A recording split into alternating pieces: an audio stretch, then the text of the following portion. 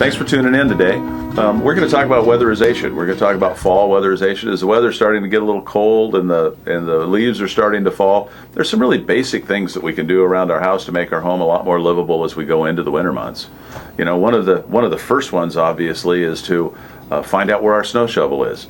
You know, some people hide their snow shovel and then wait until the first morning when there's a foot or 2 foot of snow on the ground and then go, well, where's that snow shovel, and start to go out and look for it. If you go out into the garage or into your basement, wherever it may be, and get your snow shovel and maybe get a broom for near the door so that when you do track snow in, you can sweep it back out before it melts inside the house and really creates a problem. Right at the top of the list should be your hose bibs.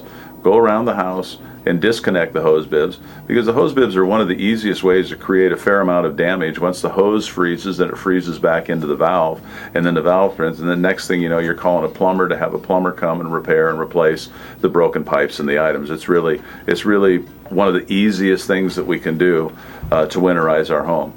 Another thing that's really pretty important is the filters in our heating system.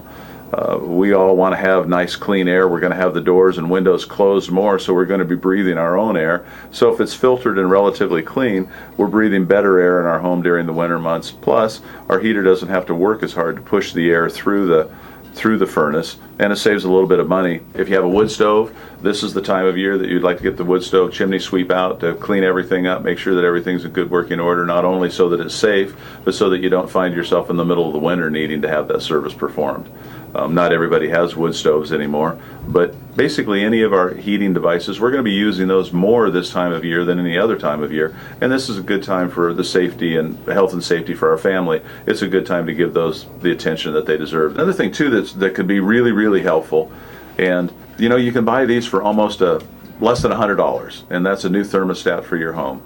For those people that have a set thermostat, we always see articles about turning the thermostat down to where it's down to 68 degrees and maybe getting a sweater so that you can make your home more livable.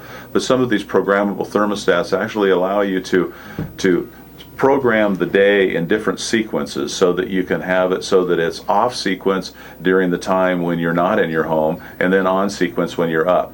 So some people like to set it so that your home comes up to temperature in the morning when you're getting ready to go to work, falls off of temperature during the day when you're away at work, at school, comes back on for dinner in the evening hour, and then maybe settles back off during the sleeping hours when you're in your bed.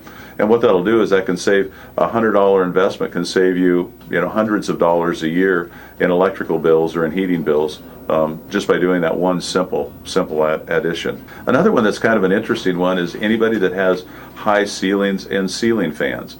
The ceiling fans all have a switch on the side of them that allows them to reverse direction. In the summer months, what you'd like to do is you'd like to have that fan so that it pulls the air up, so that it's pulling from the cooler lower closer to the ground, and it's circulating that cool air into the house. During the winter months, you want to do just exactly the opposite and flip that switch so that it pushes the air down into the house, so the air and the warm air that collects in the peak of the ceiling is then pushed back into the house, and it distributes the heat much more evenly throughout the house. There's also the hot water heater. Hot water heaters are one of those things that oftentimes are set at 140 degrees by technicians that set those up.